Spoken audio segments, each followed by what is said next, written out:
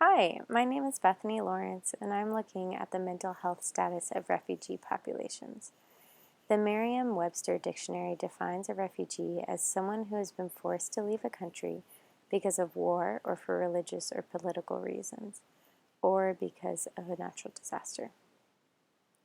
Because those in this special population have been forced out of their homes, they are often subject to homelessness or poverty.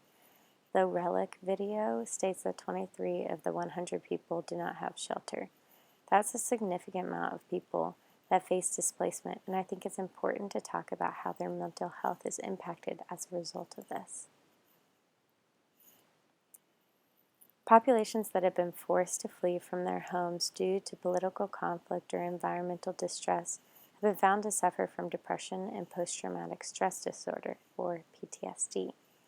This picture shows Bosnian refugees fleeing from a rural part of the country to the capital in order to escape forced transfer by the Bosnian-Croat Federation in 1996.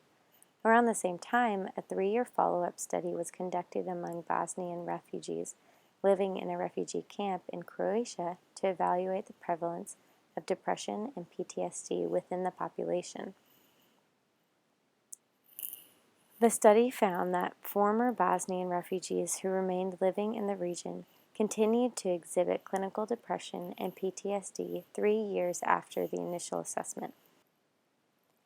The main factors affecting this predisposing characteristic were noted to be social isolation, male sex, and older age. Because refugees are forced to live in rural conditions, segregated from the rest of the community, and supported by outside aid, they often do not have access to good health care or community participation. On an individual level, older males are more likely to suffer from their psychiatric conditions because they take on the weight of supporting their dependents. Because refugee populations struggle to enter and then stay in the workforce, they have greater difficulties getting out of this cycle of poverty and maintaining healthy mental stability.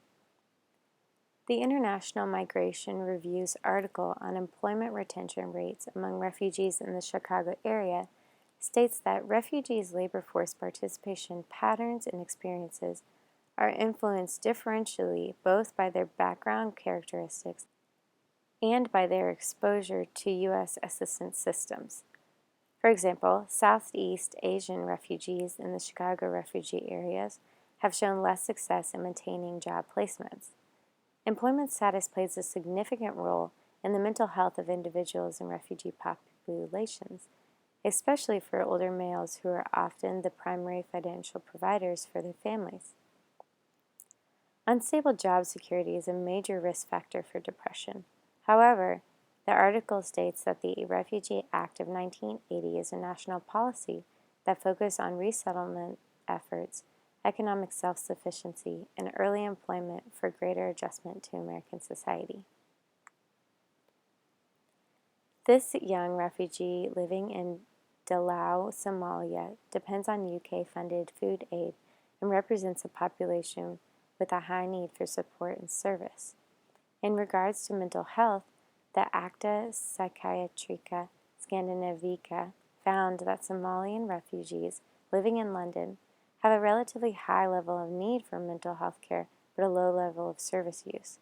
Specifically, they noted that the length of the stay in London and lower medical costs results in a higher risk for suicide and panic disorders. Refugees' use of health services is based on their self-perceived need for care. Depression and mental health issues are often not given precedence and therefore not treated. However, our textbook states that mental illness ranks second as a nationwide burden on health and productivity, so it is incredibly important to create equality in healthcare access and mental health management for refugee populations. As we begin to evaluate all that we've looked over today, I think it would be beneficial to go over the following questions. Number 1, in what ways do you think physical and financial access to mental health care could be increased for refugee populations? And number 2, refugees are often seen as outsiders in their host country and are not welcomed by locals. How do you think social discrimination plays a role in the mental health of refugee populations? Thanks so much for listening today. Hope you have a great day.